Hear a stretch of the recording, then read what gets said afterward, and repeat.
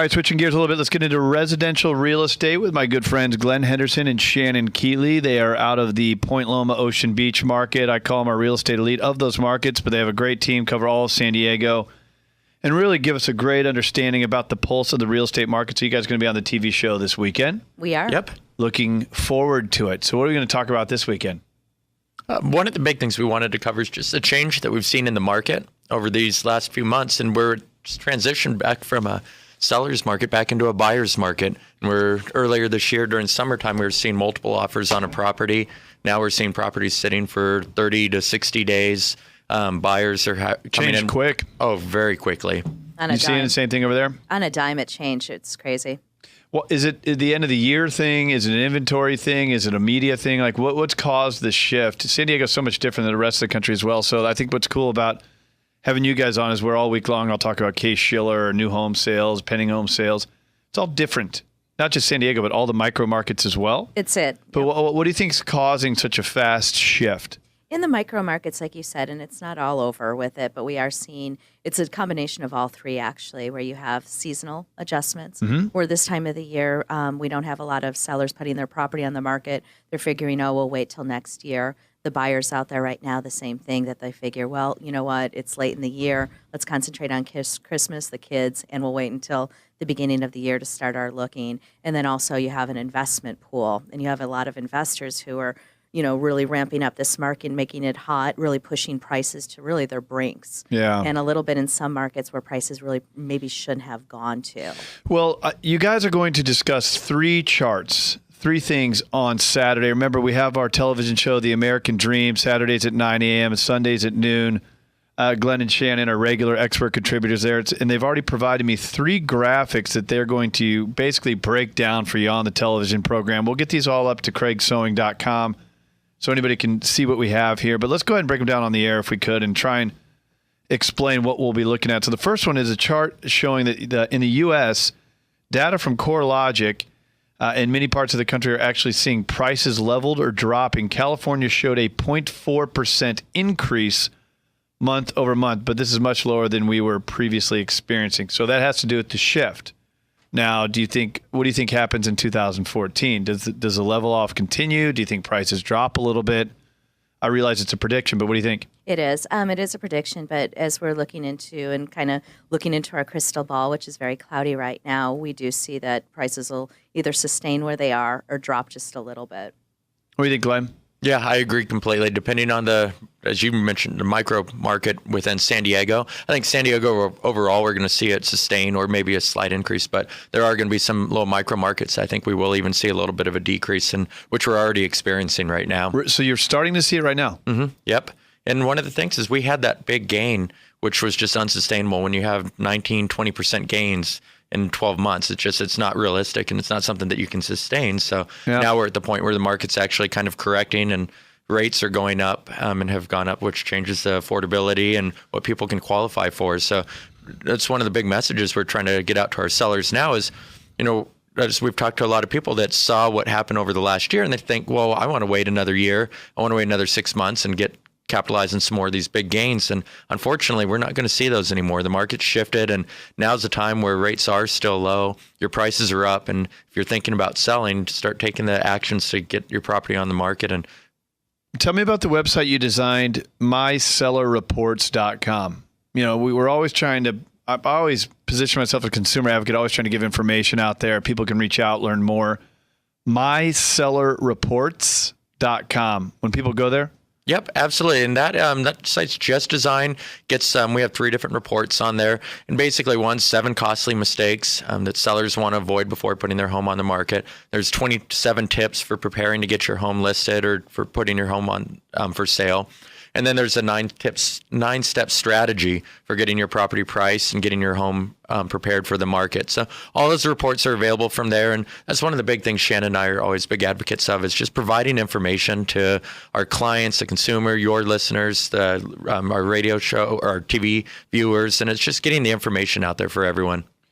Well, it's important. It's mysellerreports.com. All that information that Glen has, we'll also put it at craigsewing.com. And Look, one of the things we've been doing recently, I do it from time to time, is if you want to know what the value of your home is, Glen and Shannon do a terrific job of diving into some comparable sales that have sold recently, very specific to your neighborhood. If you want to know the value of your home before the end of the year, a good thing you can do is you can text us your zip code, and we'll be happy to do some work for you, create an analytical report.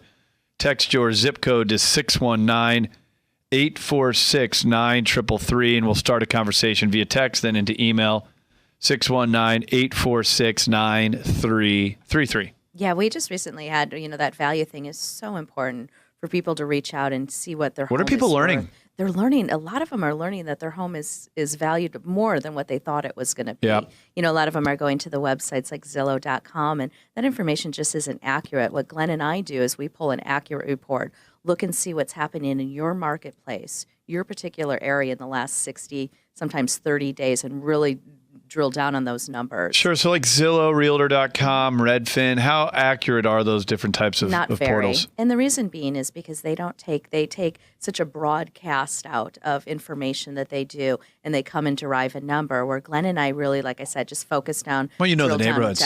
Exactly. Glenn was what's born going- here. I mean, he's been here for quite some time. Why would you ever leave, though? No. You and I Especially from the now this Midwest. week. Exactly. And I have to say, I'm rubbing it in a little bit to my friends back in Chicago and family, and let them know how nice the weather's been. Tell this me about week. it. The other day, I was walking my dog at night, and I'm not kidding you. I had a hoodie, a winter coat. My hoodie was up, and I had a hoodie cap on.